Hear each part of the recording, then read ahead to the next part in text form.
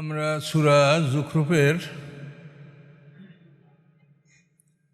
54 নম্বর 55 নম্বর আয়াত পর্যন্ত আলোচনা করেছিলাম। এই আয়াতের সামান্য একটু অংশ বাকি আছে, আমরা শুরু করি আল্লাহর রহমতে ইনশাআল্লাহ। আউযু বিল্লাহি মিনাশ শাইতানির রাজিম। ফালাম্মা আসাফুনা ইনতাকামনা মিনহুম ফাআগরাকনাহুম আজমাইন। আল্লাহ বলেন, যখন তারা আমাকে রাগান্বিত করলো তখন আমি তাদের প্রতিশোধ গ্রহণ করলাম।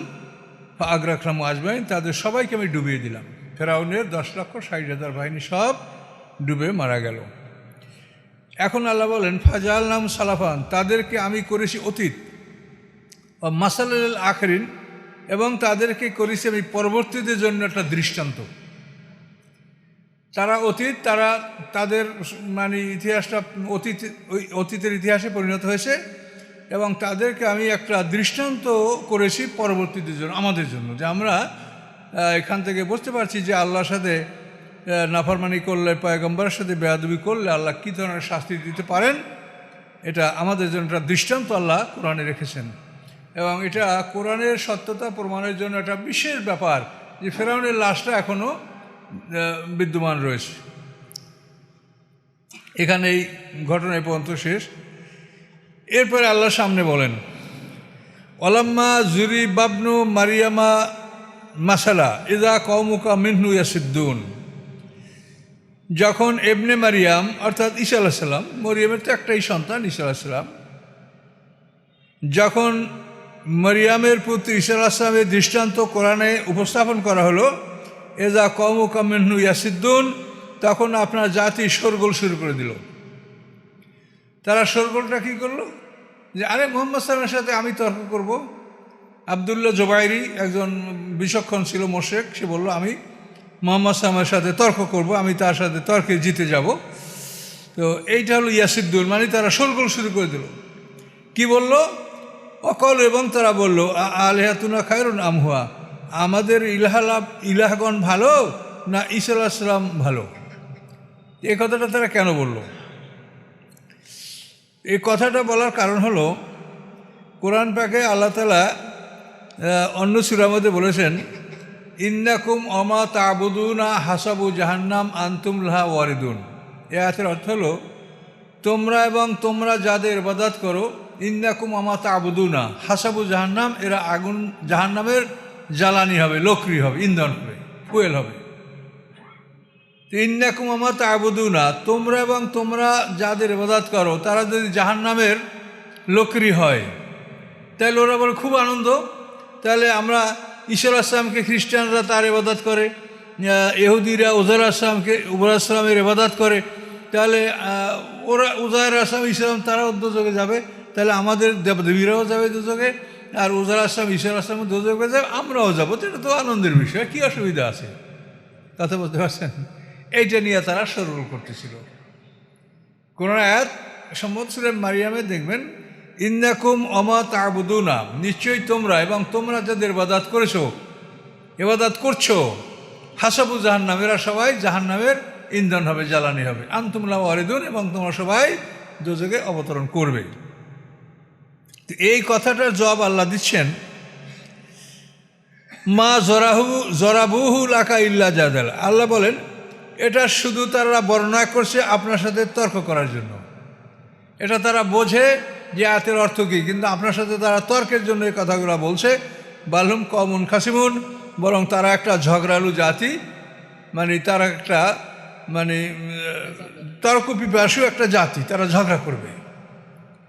তো এখানে আল্লাহ বলছেন যে এরা ঝগড়ার জন্য করছে, ওরা বিষয়টা জানে। সেটা হলোই ইন্নাকুম ওমা তা'বুদুনা, তোমরা এবং তোমরা যাদের ইবাদত করো। এখানে মা সবসময় আরবি ভাষায় জড় পদার্থের জন্য ব্যবহৃত হয়, আর জ্ঞানীদেরকে বোঝানোর জন্য মান ব্যবহার করা হয়।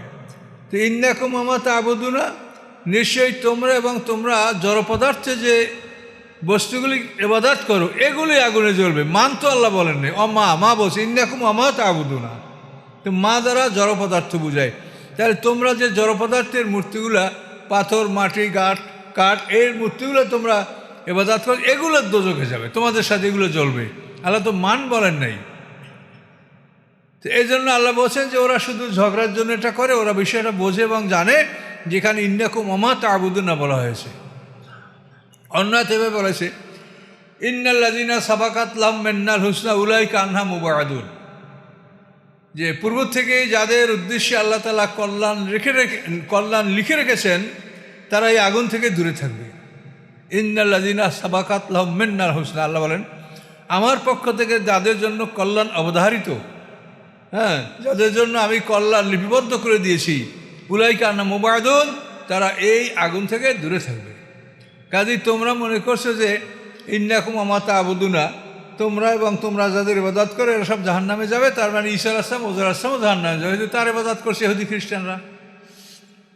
তো এই কথার জবাব আল্লাহ বলছেন যে মা ওয়ারাবুহু লাকা ইল্লা জাদালা, এই বর্ণনাগুলি তারা করছে শুধু আপনার সাথে তর্ক করার জন্য, বরং তারা একটা ঝগড়া পিপাসু ঝগড়ালু জাতি, কুয়ারসাম মানে পিপল, এরা ঝগড়া করতে চায়।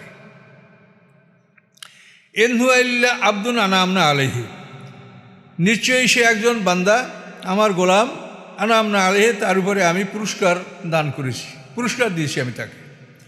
ওয়া জাআলনাহু মাসাল্লা বানি ইসরাঈল, এবং আমি তাকে করেছি বনী ইসরাঈলদের জন্য একটা দৃষ্টান্ত, যে আমি আল্লাহ কি করতে পারি। দেখো যে আমি আদম আলাইহিস সালামকে সৃষ্টি করি, তার কোনো বাবা মা কিছুই ছিল না। মা হাওয়াকে আমি সৃষ্টি করি, সেখানে কোনো নারীর পেট থেকে তিনি হন নাই, বিনা মায়ের সহযোগিতা ছাড়াই আমি মা হাওয়াকে আদম আলাইহিস সালামের পাদের হাড্ডি থেকে সৃষ্টি করেছি। আবার ঈসা আলাইহিস সালামকে আমি পিতার সহযোগিতা ছাড়া আমি সৃষ্টি করেছি। তো আল্লাহ বলেন এগুলো আমার কুদরতের নিদর্শন, যে আমি বাপ মা ছাড়া বানাতে পারি, মা ছাড়া আমি সন্তান সৃষ্টি করতে পারি, পিতা ছাড়াও আমি সন্তান বা মানুষ সৃষ্টি করতে পারি। আল্লাহ বলেন এটা আমার কুদরতের নিদর্শন, এবং বনী ইসরাঈলদের জন্য আমি এই নিদর্শন উপস্থাপন করেছি, আল্লাহ এটা বলেন। আর যারা বেয়াদব তারা তো নানা রকম কথা বলে, ইহুদিরা বলে মরিয়াম জেনাকার, ঈসা আলাইহিস সালাম যারর সন্তান, এভাবে তারা তাকে মানে গালিগালাজ করছে, এবং ঈসা আলাইহিস সালামকে তারা প্রত্যাখ্যান করছে। ইহুদিরা সর্বদা ঈসা আলাইহিস সালামকে হত্যা করার জন্য চেষ্টা করছে। শেষ পর্যন্ত আল্লাহ তাআলা ঈসা আলাইহিস সালামকে আসমানে তুলে নিয়েছেন। আল্লাহ বলেন ওয়ালাউ নাশাউ লাজআলনা মিনকুম মালাইকাতান ফিল আরদি ইয়াখলুকুন, আল্লাহ বলেন আমি যদি ইচ্ছা করতাম তাহলে আমি অবশ্যই তোমাদের পরিবর্তে ফেরেশতা পৃথিবীতে পাঠাতে পারতাম, যারা খেলাফতের দায়িত্ব পালন করবে। এইখানে মেনে বদল মানে মিনকুম মানে বদলাম মিনকুম, তোমাদের পরিবর্তে। কিন্তু স্বাভাবিক অর্থ করতে যায় মিনকুম মানে তোমাদের হতে, না, তোমাদের থেকে না, এটা মেনে বদল, এটার অর্থ বলে বদলাম মিনকুম, তোমাদের পরিবর্তে। আল্লাহ বলেন আমি ইচ্ছা করলে তোমাদের পরিবর্তে এই পৃথিবীতে খেলাফতের দায়িত্ব পালন করার জন্য আমি ফেরেশতা মনোনীত করতে পারতাম। কিন্তু তোমরা যেহেতু দায়িত্ব নিয়েছো, তোমরা বলেছো যে আমরা এই দায়িত্ব পালন করব, এই দায়িত্ব পালন তোমরা যখন করার জন্য স্বীকৃতি দিয়েছো, কাজে আমি অন্য মাখলুকাতকে এটা আর বলি নেই। প্রথমে আল্লাহ আকাশ পৃথিবী পাহাড়কে বলছেন আমানত গ্রহণ করো, তারা বলছে পারবো না। এরপর আদম সৃষ্টি করে তাকে বলছেন, আদম এটা গ্রহণ করছে। তো দায়িত্বটা গ্রহণ করার পরে অন্য কাউকে আর বলার কোনো প্রয়োজন নেই। তা আমাদের বেহেশত দোজখ শাস্তি এর একমাত্র কারণ যে আমরা আল্লাহর পক্ষ থেকে চাকুরি গ্রহণ করছি।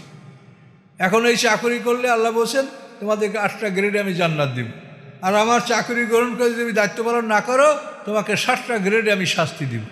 মূল বিষয়টা কিন্তু এখানে যে আমরা চাকুরি গ্রহণ করেছি, এই যে আমানত, এই আসমানি কিতাবের আমানত, আল্লাহ সম্পর্কে আল্লাহর পবিত্রতা ঘোষণা করা, আল্লাহ যে এক, আল্লাহ পবিত্র, তিনি শিরক মুক্ত, এই ঘোষণাগুলি আমাদেরকে করতে হবে। এই চাকরি আমরা নিয়েছি, আর এই চাকরি করলে আল্লাহ তাআলা তার সমস্ত নেয়ামত, এই নেয়ামত থেকে আমাদেরকে জান্নাত দান করবেন। আর চাকরি না করলে শাস্তি। এই দেখেন ইমাম সাহেব ইমামতি করে, সে আপনাদের চাকরি করে, সে যদি ইমামতি না করে বা না আসে তাহলে আপনার ক্ষিপ্ত হবেন না? নামাজ পড়তে আসি ইমাম নাই, হ্যাঁ কী হলো, নামাজ পড়তে আসি ইমাম নাই কেন? সে যাবে তাহলে কী করে গেল, সেটা ব্যবস্থা কেন করলো না? তাহলে দায়িত্ব নিয়ে দায়িত্ব পালন না করলে আপনারা সবাই তাকে শাস্তি দেওয়ার চিন্তা ভাবনা করবেন অবশ্যই। কেউ যদি সরকারি আর্মি, পুলিশ, বিডিআরে রিক্রুট হয়, আবার যদি সেখানে ট্রেনিং উপস্থিত না হয়, তাহলে তাকে শাস্তি দেবে না? তাহলে দায়িত্ব নিয়ে দায়িত্ব পালন না করলে শাস্তি হবে। তা আমরা দায়িত্ব নিয়েছি, কাজেই দায়িত্ব পালন করতে হবে। দায়িত্ব পালন করলে আমাদের যিনি মালিক তিনি এই মহাবিশ্বের মালিক, সমস্ত সম্পদের মালিক, তিনি আমাদের জন্য অফুরন্ত নেয়ামতের জান্নাত তিনি দান করবেন। আর দায়িত্ব পালন না করলে তিনি এমন শাস্তি দিবেন যেই শাস্তি দুনিয়ায় কোনো মানুষ মানুষকে দিতে পারে না। এইটা হলো মূল কারণ, এটা মনে রাখতে হবে।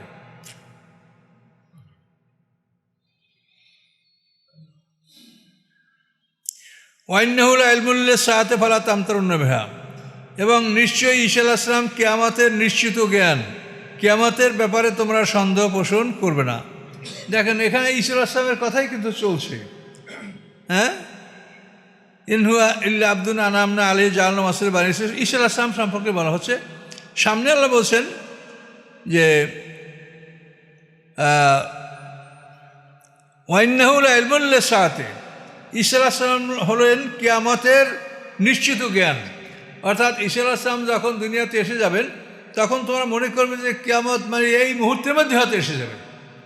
ঈসা আলাইহিস সালাম আসার পরে 40 বছর তিনি পৃথিবী শাসন করবেন, তারপর তিনি ইন্তেকাল করবেন। এই সময় তিনি বিবাহ করবেন, তার সন্তান হবে। তিনি অবিবাহিত অবস্থায় আকাশে তাকে আল্লাহ তুলে নিয়েছেন। কাজে ঈসা আলাইহিস সালাম হলো কিয়ামতের স্পষ্ট জ্ঞান। ফালা তামতারুন্না বিহা, কখনোই তোমরা কিয়ামতের ব্যাপারে সন্দেহ পোষণ করবে না। অত্তাবিউনি, তোমরা আমার ইত্তেবা করো। আল্লাহ রসুল বলছেন আমার অনুকরণ করো। হাযা সিরাতুল মুস্তাকিম, আর আমার অনুকরণ করাটাই হচ্ছে সিরাতুল মুস্তাকিম। কি কথা বুঝতে পারছেন? তাহলে ঈসা আলাইহিস সালাম যে আকাশ থেকে আসবে তো স্পষ্ট কোরআনে বলা আছে, কিন্তু তারপরও একদল লোক, আমাদের লোকেরাও, আমাদের আলেমদের মধ্যে এক শ্রেণী আছে, তারা ঈসা আলাইহিস সালামের আগমনকে অস্বীকার করছে। এরা খ্রিস্টানদের পক্ষে এরা কাজ করছে। খ্রিস্টানরা কোনো অবস্থাতেই স্বীকার করবে না যে ঈসা আলাইহিস সালাম দুনিয়াতে আসবে, এটা তারা স্বীকার করবে না। তারা বলবে যে আমরা তো তাকে মেরে ফেলেছি, যে আমাদের সমস্ত পাপ সে বহন করে সে আমাদের পাপের বোঝা নিয়ে পৃথিবীতে চলে গেছে। ঈসা আলাইহিস সালামকে আসমানে তুলে না, এটা খ্রিস্টানরা বিশ্বাস করে না। ঈসা আলাইহিস সালাম উম্মতে মুহাম্মাদীর সাথে কাজ করবে, কোরআন প্রচার করবে, এটাকে তারা পছন্দ করে না।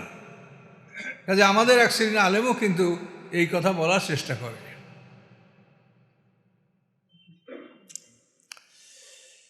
তো এ ব্যাপারে আপনারা নিশ্চিত থাকেন যে ঈসা আলাইহিস সালাম নিশ্চয়ই আসবেন, এবং ঈসা আলাইহিস সালামের জন্য আল্লাহ রসুলের কবর, তার আবু বকর সিদ্দিকের কবর, তার ওমর ফারুকের কবর, তার পিছনেই একটা কবরের জায়গা সংরক্ষণ করে রাখা হয়েছে ঈসা আলাইহিস সালামের জন্য।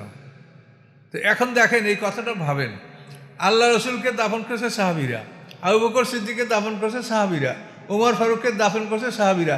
সেই সাহাবীরা যখন ঈসা আলাইহিস সালামের কবরের জায়গা রাখছে, এরপর কি আমাদের কোনো আর দলিল লাগে বলেন? তাহলে এখন তারপরও এক শ্রেণীর আলেম মানে অনাহুতভাবে মানুষকে ভুল বোঝাবার জন্য যেটা বলছে, হ্যাঁ, তারা কোরআনে আয়াত পড়ে, কি পড়ে জানেন? বলে অমা জাআলনা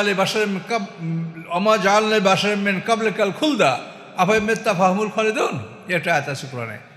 আল্লাহ বলেন আপনার পূর্বে কোনো মানুষকে আমি চিরঞ্জীব করি নাই, অমর করি নাই, তা আপনি মরে গেলে অমর হবে? তো এই কথায় ওরা বলে, তাহলে ঈসা আলাইহিস সালাম তো মরে গেছে, আল্লাহ বলছেন আপনাকে কাউকে আমি অমর করি নাই, তাহলে ঈসা আলাইহিস সালাম তো আমাদের রসুলের আগে, তাহলে সে মরে গেছে। কিন্তু এই কথাটা ঠিক নাই, অমর অর্থটা সে বোঝে না। অমর হলো যে মরবে না, অর্থাৎ আমাদের দুইটা মরণ, এই সামনের মরণটা যে মরবে না সেই হচ্ছে অমর। কি কথা বলতে পারছেন? প্রত্যেক মানুষের দুইটা মরণ, এই দুইটা মরণ আমরা একটা তো আমরা পার করে আসি, সামনের মরণটা যদি মরবে না এমন কেউ থাকে তো সে হলো অমর। কিন্তু সামনের মরণ সবাই মরবে, ঈসা আলাইহিস সালাম মরবে, খেজর আলাইহিস সালাম মরবে, আসহাবে কাহফ মরবে, সামনে এরা সবাই মরবে, কিন্তু এখনই মরবে না, পরে মরবে, কিয়ামতের আগে মরবে। তাহলে অমর কি করে হলো? কোরআন তো ঠিকই আছে যে আল্লাহ বলেন আমি তোমার আগে কাউকে অমর করিনি, হে মুহাম্মদ সাল্লাল্লাহু আলাইহি ওয়াসাল্লাম, তোমার পর কি কেউ অমর হয়ে থাকবে? তো ঠিকই তো আল্লাহ বলে, এতে তো কোনো ব্যবধান নাই। কিন্তু অমর কাকে বলে সেটা আপনি বোঝেন না। এখনই মরে নাই যে তাকে আপনি অমর বলবেন? এখনই মরে নাই, সে তো মরবে, সে তো অমর না। প্রত্যেক মানুষ কেন, আল্লাহ ছাড়া প্রত্যেকটা প্রাণী দুইটা মরণ তার আসি। ফেরেশতারা মরবে না? সিংহের ফুৎকার সব ফেরেশতারাও মরবে। কাজে এই মরণকে যদি কেউ এড়াতে পারে সে হলো অমর। কাজে এই মরণকে কেউ এড়াতে পারবে না। কাজেই ও আয়াতের দ্বারা তোমরা এটা ভুল বুঝাচ্ছ মানুষকে, যে আল্লাহ বলছেন আপনার আগে কাউকে আমি অমর করি নাই, আপনার পরে কি কেউ চিরঞ্জীব হবে, চিরস্থির থাকবে? কাজে এই জন্য এই কোরআনের কথাগুলি কি বলবো, মানুষ এই কোরআন দ্বারাই নানা ধরনের কথা বলে বিভ্রান্তি সৃষ্টি করছে, নানা ধরনের কথা। এবং আমাদের আলেম সমাজকে ওরা মানে কি দিয়ে তারা নিচ্ছে সেটা আপনারা ভেবে দেখেন। তা আমরা তো আসলে খুবই দুর্বল মানুষ, কাজেই অর্থের পিছনেই আমরা ঘুরছি সব। কাজে এই জন্য মৌলী সাহেবদেরকে খুব সামান্য অর্থেই বেচাকেনা করা যায়। ওদের তো অনেক বিরাট বাজেট ইসলামকে ধ্বংস করার জন্য, কাজে ওরা আমাদের আলেমদেরকে ব্যবহার করছে।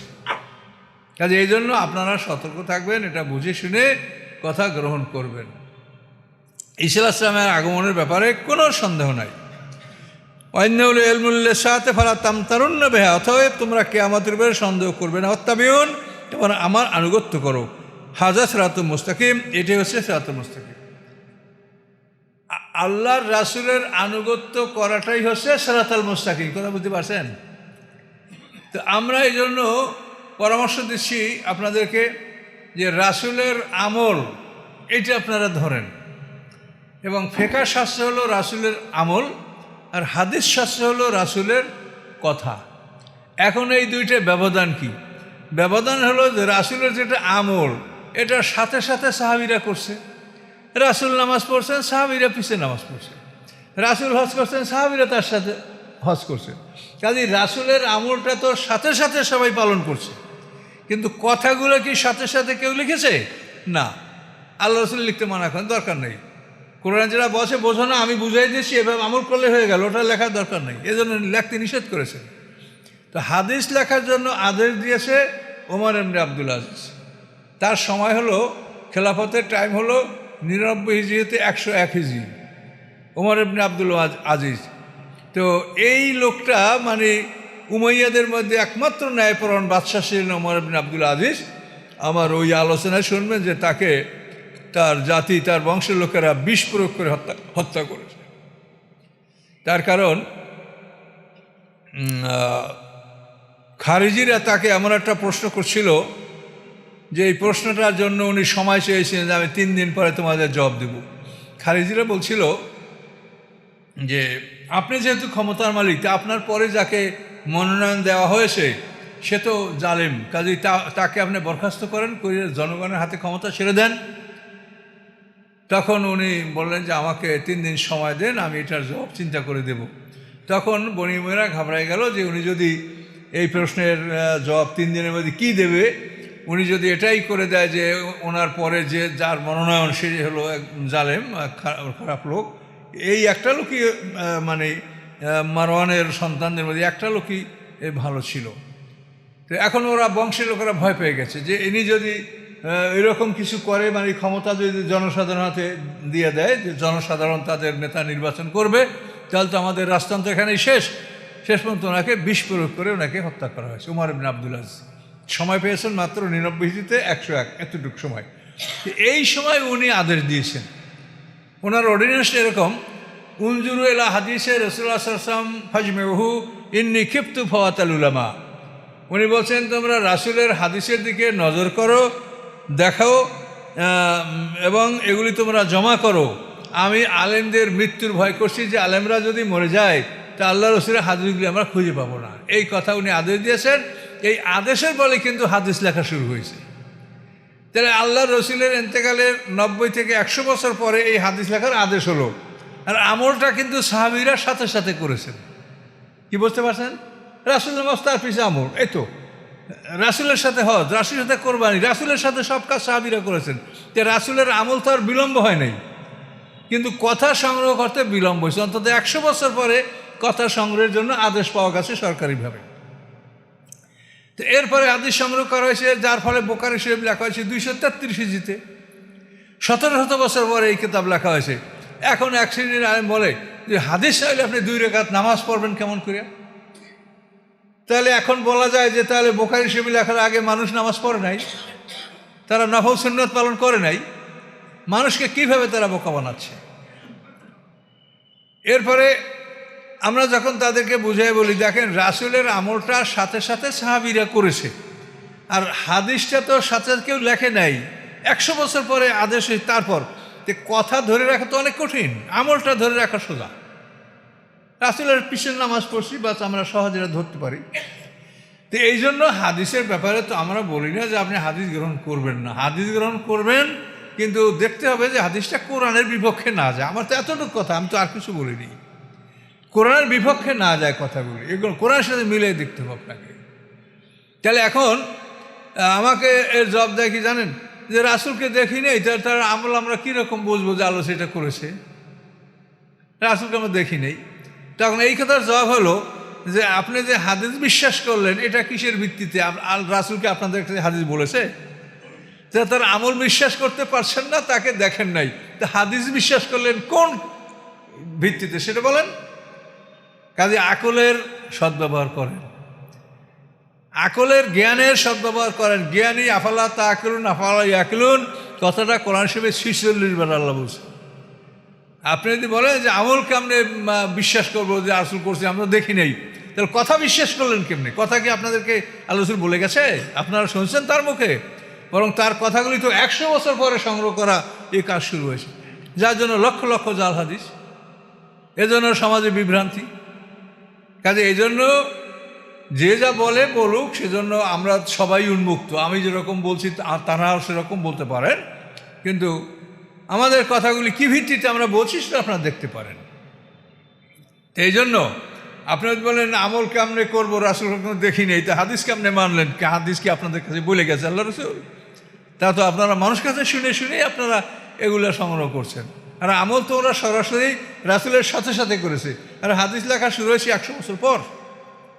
এর আগেও টুকটাক হাদিস 2 জনে লিখে রেখেছেন ব্যক্তিগতভাবে, কোনো গ্রন্থ আকারে এগুলো রচনা কেউ করেন নেই, টুকটাক লিখে রেখেছেন। কিন্তু আল্লাহ রসুলের ইন্তেকালের পরে অনেক সাহাবায়ে কেরাম তাদের কাছে হাদিস ছিল, এগুলো তারা ছিঁড়ে ফেলে দিয়েছেন, যেগুলো আমরা রাখবো না, হুজুরে লিখতে মানা করছে, আমাদের এগুলো দরকার নাই, কোরআন আমাদের জন্য যথেষ্ট। তো আমাদের জন্য যদি কোরআন যথেষ্ট না হয়, তাহলে আমরা হাদিসগুলো মানবো, কিন্তু সেগুলো কোরআনের খেলাফ হতে পারবে না। এ হলো আমাদের কথা। এখন আসুন, হাজা সিরাত মুস্তাকিম, এই রাসূলের আনুগত্য, এটাই হলো সিরাতাল মুস্তাকিম, সরল পথ, সোজা রাস্তা। এবং এটা খুবই সোজা। রাসূল কী করছেন আপনি সেইটা করবেন, এটা খুব সোজা। এখানে আপনাদের অনেক কিছু আপনার কষ্ট করতে হবে না। আপনার সাথে যদি একটা লোক গাইড থাকে যে ঢাকা যাবে না, আপনি আমার সাথে চলেন, তাহলে আপনাদের ঘুমাবেন গাড়িতে। তো আমার সাথে একটা লোক আছে, আমাকে বলিয়ে দেবে কোনখান থেকে উঠতে হবে, কোনখানে নামতে হবে। আর যদি আপনি একটা কাগজে লিখে দেন যে এইখান থেকে এইখানে এই পথে ঢাকা যাবেন, তা আপনার তো সারা পথ সজাগ থেকেও আপনি ঠিক রাখতে পারবেন না যে আমি আসলে সঠিক পথে আছি কিনা। তা আল্লাহ রসুল তো সেভাবেই তিনি আমাদের জন্য তার জীবনটা উপস্থাপন করেছেন। এবং এই সূরা একটু আগেই আপনারা এটা পড়েছেন যে নবী রাসূলদের জীবনীকে আল্লাহ তাআলা সংরক্ষণ করেন। নবী রাসূলদের জীবনের মধ্যে ভুল ঢোকে না। নবী রাসূলদের জীবন হলো আসমানি কেতাবের বাস্তব রূপ। এই জন্য দেখেন, আপনারা আদম আলাইহিস সালাম সম্পর্কে ইতিহাস জানেন, প্রথম মানুষ, তার সম্বন্ধে ইতিহাসটা আপনারা জানেন, এটা সঠিক না ভুল? সঠিক হিসেবে আপনারা জানেন। ইব্রাহিম আলাইহিস সালাম সম্পর্কে আপনারা জানেন, এটা সঠিক না ভুল? সঠিক ইতিহাস আপনারা ইব্রাহিম আলাইহিস সালাম জানছেন, মুসা আলাইহিস সালাম সম্পর্কে জানতে পারছেন। তাহলে মুহাম্মদ সাল্লাল্লাহু আলাইহি ওয়াসাল্লাম সবার শেষে তার ইতিহাসটা কি ভুল হয়ে গেল? তো ওরা কী বলে মানুষকে বলেন তো, যে মুহাম্মদ সাল্লামকে আমরা দেখিনি, তার আমল করবো কেমনে? আমরা কি আদম আলাইহিস সালামকে দেখছি? আমরা কি ইব্রাহিম আলাইহিস সালামকে দেখছি? মুসা আলাইহিসকে দেখছি? এদের জীবনী যে আমরা জানি, তবে শুদ্ধ জীবনী, সবাই তো আমরা এক কথা বলছি। কেউ তো বলে না যে আদম আলাইহিস সালাম এই ছিলেন ওই ছিলেন। কাজে এই পূর্ববর্তী নবী রাসূলরা যখন তাদের ইতিহাস যখন আমাদের কাছে পরিশুদ্ধভাবে আসছে, নির্ভুলভাবে আসছে, তাহলে মুহাম্মদ সাল্লাল্লাহু আলাইহি ওয়াসাল্লাম সর্বশেষ রাসূল, তার জীবনীটা হারিয়ে গেল, তার আমলটা হারিয়ে গেল, এটা মনে করবেন আপনি? কাজে এগুলো মানুষকে ভুল বোঝানো হচ্ছে। আর যারা এটা বলছেন তারা অপরের মাথার কথা বলছেন, নিজের মাথা দিয়ে চিন্তা করেন নাই যে রাসূলের আমল আমরা দেখে নিয়েছি, আমরা হাদিস কি রাসূল থেকে আমরা দেখে নিয়েছি বা তার থেকে শুনে নিয়েছি, তাহলে হাদিস কোন ভিত্তিতে বিশ্বাস করছি? তো সম্মানিত সুধী, কিছুই বলার নাই, আমরা আমাদের সাধ্য অনুযায়ী যুক্তি প্রমাণ সহ আমাদের কথা বলছি। বাকি হেদায়েতের মালিক আল্লাহ। আল্লাহ বলেন, অলা ইয়াসুদ্দান্নাকুমুশ শাইতানু, শয়তান যেন রাসূলের আনুগত্য থেকে তোমাদেরকে ফিরিয়ে না রাখে। শয়তান যেন রাসূলের আনুগত্য থেকে তোমাদেরকে ফিরিয়ে না রাখে। ইন্নাহু লাকুম আদুউম মুবিন, নিশ্চয়ই শয়তান তোমাদের স্পষ্ট শত্রু। শয়তান চ্যালেঞ্জ করে বলে যে ফাবিমা আগুয়াইতানি লাকুদান্না লাহুম সিরাতাকাল মুস্তাকিম, হে আল্লাহ, যে আদমের কারণে আপনি আমাকে বিপদগামী করলেন, আমাকে অভিশপ্ত করলেন, আমি সিরাতাল মুস্তাকিমে বসে থাকব। শয়তান বলছে যে একা বসবে, ওর দলবল নিয়েই তো রাস্তা আটকাবে। বৈশা শয়তান কি করবে? সুম্মা লাআতিয়ান্নাহুম মিন বাইনি আইদিহিম, শয়তান বলে আমি সামনের থেকে আক্রমণ করবো, আমিন খালফিহিম পিছন দিক থেকে আক্রমণ করবো, ওয়ান আইমানিহিম ডান দিক থেকে আক্রমণ করবো, ওয়ান শামাইলিহিম বাম দিক থেকে আক্রমণ করবো, ওয়ালা তাজিদু আকসারহুম শাকিরিন, আপনি তাদের অধিকাংশ পাবেন অকৃতজ্ঞ। আল্লাহর এত নেয়ামত ভোগ করেও আমরা আল্লাহর অকৃতজ্ঞ হচ্ছি। এটা শয়তানের চ্যালেঞ্জ। এখন শয়তানের সামনে থেকে আক্রমণটা কি? সামনে থেকে আক্রমণ হলো, সামনে যে আমার বিশাল একটা জীবন আছে, সেখানে জান্নাত আছে, জাহান্নাম আছে, এই যে বিশাল একটা সামনে কর্মকাণ্ড আমাদের আছে, হিসাব আছে, নিকাশ আছে, কিয়ামত আছে, জান্নাত, এইটা হলো সামনে। এইটা শয়তান ভুলাই দেয়, এগুলো না, সামনে কিছু নেই, সামনে কিছু নাই, এই দুনিয়ার নামুত না হাইয়া, আমরা এখানে মরি গেছি, সামনে কিছু নেই। এলো সামনে থেকে আক্রমণ। পিছন থেকে আক্রমণ হলো এই দুনিয়ার প্রতি এমন একটা আকর্ষণ সৃষ্টি করে দেওয়া যে এইটাই সব কিছু, এখানে আমার এই 10তলা বিল্ডিংটা কমপ্লিট করতেই হবে, তাতে নিজে পারি না, লোন নিয়ে পারি, এটা আমার কাজ, এটা করতেই হবে, এইটাই সবচেয়ে সুন্দর কাজ, এটা করতে পারলে আমি একটা বিরাট মর্যাদার সম্মানের অধিকারী হব।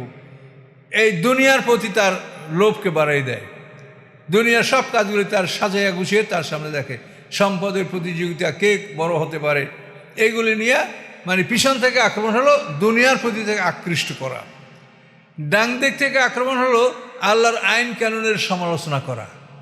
আল্লাহ আইন করছে ভুল, আল্লাহ চোরের বিচার হাত কাটা বর্বর, এটা বর্বরতা, ডাকাতির বিচার ডাইন হাত বাম পা কাটা, জেনার বিচার পিটান দেওয়া, হত্যা করা, এগুলি আল্লাহর আইন ঠিক না, নাউজুবিল্লাহ। এই আল্লাহর আইন কানুনের সমালোচনা করা, এটা হলো ডান দিক থেকে আক্রমণ।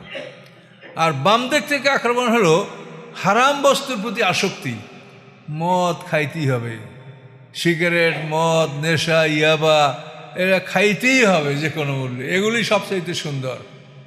নারীর প্রতি আসক্তি, বিবাহ না করা, ইফটিজিং, অন্যান্যভাবে নিজের মানে যৌন শক্তিকে ব্যবহার করা, এই জিনিসগুলির প্রতি তার প্রচণ্ড একটা লোভ এটা সৃষ্টি করে দেয়। এটা হলো বাম দিক থেকে, ওই বাম সাইড, এই খারাপ সাইডটা তার জন্য মানে ভালো করে সাজিয়ে দেওয়া এবং এদি আকৃষ্ট করা। তো শয়তান বলে আমি এভাবে চতুর্দিক থেকে আমি তাকে আক্রমণ করব। তো এই জন্য আল্লাহ বলছেন এই সিরাতাল মুস্তাকিম, এই রাস্তায় আল্লাহও থাকবেন, ইন্না রাব্বি আলা সিরাতিম মুস্তাকিম। কাজে আমরা ওই রাস্তায় চলতে গেলেই শয়তানের সাথে আমাদের সংঘর্ষ হবে, সংঘর্ষ ছাড়া এই রাস্তা অতিক্রম করা যায় না। এই জন্য পৃথিবীতে সমস্ত নবী রাসূলদের জীবনে জিহাদ ফি সাবিলিল্লাহর ইতিহাস আছে। আমাদের রাসূল সাল্লাল্লাহু আলাইহি ওয়াসাল্লাম তিনি তার হিজরতের পরে 10 বছরের জীবনে 85টা যুদ্ধ করেছেন। 1.5 বছর পরে 18 মাস পরে বদরের যুদ্ধ হয়েছে। এই বদরের যুদ্ধের পরে সামনে আসছিল 8.5 বছর। সেই 8.5 বছরে আল্লাহ রাসূল 85টা যুদ্ধ করেছেন। তার মধ্যে 27টা যুদ্ধে তিনি নিজের সেনাপতির দায়িত্ব পালন করেছেন, বাকি 58টা যুদ্ধ অন্যদের নেতৃত্বে তিনি পরিচালনা করেছেন। এই 85টা যুদ্ধ। তাহলে এখন দেখেন কতটা যুদ্ধ সে করেছে। 8.5 বছরে 8 10 80, 85, তাহলে 6 মাসে 5টা, তাহলে প্রত্যেক বছরে 10টা যুদ্ধ, 12 মাসে 10টা যুদ্ধ আল্লাহ রাসূল করেছেন। 12 মাসে 10টা যুদ্ধ, প্রত্যেক 12 মাসে 10টা যুদ্ধ, হিসাব করেন তাহলে দেখেন 85টা যুদ্ধ 8.5 বছর। বদরের পরে সামনে যুদ্ধ চলছে, তার আগে হয়নি। তাহলে এখন দেখেন এই যুদ্ধগুলো কেন? যে শয়তান সিরাতাল মুস্তাকিমে বসা আছে, ওকে হটাতে হবে, এই শয়তান হটানোর জন্য। কিন্তু এখন আল্লাহ তাআলার এই সাজানো গুছানো পৃথিবী, যে আল্লাহ তাআলা তার রাসূলকে ঘোষণা দিয়ে দিলেন যে দিন পূর্ণ হয়েছে, আল্লাহর নিয়ামত পরিপূর্ণ করে দেওয়া হয়েছে, এই যে সুন্দর ঘোষণা বিদায় হজের পরে, এই ঘোষণা দেওয়ার পরে খোলাফায়ে রাশিদিনরা এই অনুযায়ী পৃথিবী অগ্রসর করলেন, তারা সামনে আগাই গেলেন। কিন্তু হঠাৎ করে হযরত আলী রাদিয়াল্লাহু বিরুদ্ধে মুসলমানদের তলোয়ার উঠালো, উসমান গনিকে তারা হত্যা করলো, হযরত আলীর বিরুদ্ধে যুদ্ধ করলো। এই করার পরে যে আমাদের মধ্যে বিশৃঙ্খলা আসলো, এটা আর কোনোদিন আমরা শৃঙ্খলা আনতে পারি নাই। এরপরে কোনোদিন হক দল, সত্য দল, এরা কোনোদিন ক্ষমতা দখল করতে পারেনি। ওই এজিদাপন্থীরাই ক্ষমতা দখল করে আছে। তার কারণ এই ক্ষমতা দখল করার জন্য সততা নিয়ে কাজ করলে, সে একা যদি সৎ হয় তাহলে, আর যদি সব লোক অসৎ হয় তো সততা নিয়ে কেউ কাজ করতে পারে না। হযরত আলী রাদিয়াল্লাহু তাআলা আনহু কেন্দ্রীয় খলিফা ছিলেন, কিন্তু তার ওই যে বাইতুল মাল যেটাকে বলা হয়, সরকারি অর্থ ভাণ্ডার, তিনি এর থেকে একটা টাকা করিও অন্যায়ভাবে তিনি কাউকে দিতে রাজি না। অথচ আলী রাদিয়াল্লাহু ভাই, আলী রাদিয়াল্লাহু আপন ভাই, তার কাছে 1 লক্ষ টাকা ঋণ চেয়েছিল, তিনি আলী রাদিয়াল্লাহু দেন নাই। কিন্তু উনি মাবিয়ার কাছে যখন চাইছে সাথে সাথে মাবিয়া দিয়ে দিছে। তো এইভাবে অর্থ ভাণ্ডার মাবিয়া যাকে দেওয়া লাগে তাকে তাই দিয়েছে, এই জনগণ সে ক্যাপচার করছে এবং তার দলে নিয়েছে এবং সে জিতেছে। কিন্তু হযরত আলী রাদিয়াল্লাহু আনহু তিনি কখনোই একটা অর্থ করি তিনি অন্যায়ভাবে ব্যয় করেন নাই। তো এখন দেখেন সৎ লোকে কীভাবে শাসন করবে। সৎ লোক যদি একা হয় তো সবাই যদি অসৎ হয় তো তাকে কোনোভাবেই কাজ করতে দিবে না মানুষ। কাজে এই জন্য পৃথিবীতে রাজনীতি করেন বা যাই করেন, এটা চিন্তা করে দেখবেন যে আসলে এই পৃথিবীতে এখন সৎ লোকের জন্য কোনো কিছু করা সম্পূর্ণ অসম্ভব বলে আমি মনে করি। তারপর আপনার চেষ্টা অব্যাহত থাকেন, মানুষদেরকে বোঝাবার চেষ্টা করেন, মানুষ যাতে বোঝে যে আল্লাহর দিন কায়েম করা একটা ফরজ ব্যাপার। কিন্তু এই দিন কায়েমের জন্য আমরা চেষ্টা করব, কিন্তু এটা তো আমরা করতে পারছি না। এটার জন্য করতে না পারার কারণ যে আমরা যারা নামাজ পড়ি, এই নামাজি লোক শতকরা 90% দিন কায়েমের বিরোধী। এবং এই ব্যাপারে আলেম ওলামা এবং দল মতদার সবাই এটা এভাবে করছে। মুসলমানদের 54টা রাষ্ট্র আছে, দিন কায়েমের জন্য আল্লাহ বলছেন আগে লাগবে রাষ্ট্র, তারপর দিন কায়েম হবে। আল্লাহ রসুল আগে মদিনা রাষ্ট্র সৃষ্টি করছেন, তারপর সেখানে দিন কায়েম করছেন। এখানেও ওই নীতিতেই চলবে, ইসলামী রাষ্ট্র আগে হবে, রাষ্ট্রের পরে দিন কায়েম হবে, আইন কানুন জারি হবে। এখানে রাষ্ট্র নাই, আমরা আইন কানুন কীভাবে জারি করব? আর রাষ্ট্রীয় ক্ষমতায় তো যাওয়ার কোনো ক্ষমতা নাই। ডেমোক্রেসি বা গণতান্ত্রিক পদ্ধতিতে কোনোদিন মুসলমানরা ক্ষমতায় যেতে পারবে না। তবে মুসলমানরা নিরাশ হবে না। মুসলমানরা যদি সঠিক খাঁটি হয় তো ছোট দল বড় দলের উপরে জয়যুক্ত হবে, এই একটা আশ্বাস কোরআনে বলা আছে। তো এইসব সাম্যক বিষয় চিন্তা করলে আমরা এটা দেখতে পাচ্ছি যে আসলে দিন কায়েমের ব্যাপারটা আসলে মানুষকে দিনকে বুঝায় না। আগে কেন একটা লোক নামাজ পড়ে অথচ দিন কায়েমের বিরোধিতা করে? সে জানে যে আল্লাহ তাআলা আকিমুসসালাহ বলছে, আকিমুদ্দিন বলছে। আল্লাহ বলছেন নামাজ কায়েম করো, ওই শব্দ দ্বারা আল্লাহ বলছেন আকিমুদ্দিন। দেখেন কত গুরুত্বপূর্ণ, আকিমুসসালাহ আকিমুদ্দিন একই শব্দ, কিন্তু তারপরে এই লোকগুলো নামাজ পড়ে অথচ দিন কায়েমের বিরোধিতা করছে। এবং এই যত ব্যবসা প্রতিষ্ঠান, ধর্মীয় ব্যবসা প্রতিষ্ঠান, এরা সবাই কিন্তু দিন কায়েমের বিরোধী। কারণ দিন কায়েম হলে ব্যবসা থাকবে না। এই জন্য দিনের ব্যাপারে আপনারা নিরাশ হবেন না, যেটুকু পারেন সেটুকু করেন এবং মানুষকে বোঝাবার চেষ্টা করেন যে আল্লাহ তাআলা এটা বলছে। যদি মানুষ দিন বোঝে তাহলে তো দিন কায়েম করার প্রশ্ন আসবে, আর দিনই যদি নাই বোঝে তো কায়েম করবে কী করে? এই জন্য আমাদের প্রচেষ্টা যে কোরআনে কি আছে এটা একটু মানুষের জানুক, আমরা আর কিছু চাই না। কোরআনে কি আছে এটা মানুষ জানুক, বুঝুক যে আল্লাহ কোরআনে এই বলেছে। পৃথিবীর অবস্থা ওই ঈসা আলাইহিস সালাম যে এখনই দেখলেন, উনি যখন আসবেন তখন ছোট দল বড় দলের হয়ে জয়যুক্ত হবে। ঈসা আলাইহিস সালাম আসলে যে পৃথিবীর অধিকাংশ মুসলমান হয়ে যাবে তা না, অল্প সংখ্যক যাই মুসলমান হবে উনি সেই যুদ্ধে জিতবেন। তার কারণে আল্লাহর প্রতিশ্রুতি বহু ছোট দল বড় দলের হয়ে জয়যুক্ত হয়েছে। উনি আসবেন যখন, তখন অনেক ভালো ভালো মানুষ ওনার দলে যোগদান করবে। আসহাবে কাহফ গুহা থেকে বের হয়ে তারা যোগদান করবে। তারপর বনী ইসরাঈলদের সিন্দুক, যেটা নিয়ে তারা যুদ্ধের মাঠে যেত, এই সিন্দুকটা কোথায় হারিয়ে গেছে, এটা তাফসিরে আমরা এতটুকু পেয়েছি, এটা তাবারিয়া সমুদ্রের মধ্যে এটাকে লুকিয়ে রাখা হয়েছে আল্লাহর পক্ষ থেকে। যে এই তাবুত যেটা সূরা বাকারার মধ্যে আছে, এই তাবুত আল্লাহ ঈসা আলাইহিস সালামকে ফেরত দিবেন, খিজির আলাইহিস সালাম তার সাথে যোগদান করবেন। এই ধরনের ছোট্ট একটা জামাত যদি হয় তবুও তারা সারা পৃথিবীর অমুসলিমদের জয়যুক্ত হবে, এটা আল্লাহ কোরআনে বলেছেন। এবং কিয়ামতের পূর্বক্ষণে সারা পৃথিবীতে ইসলামের একটা প্রাধান্য এটা থাকবে এবং অন্তত ঈসা আলাইহিস সালামের 40 বছর এটা অবশ্যই থাকবে।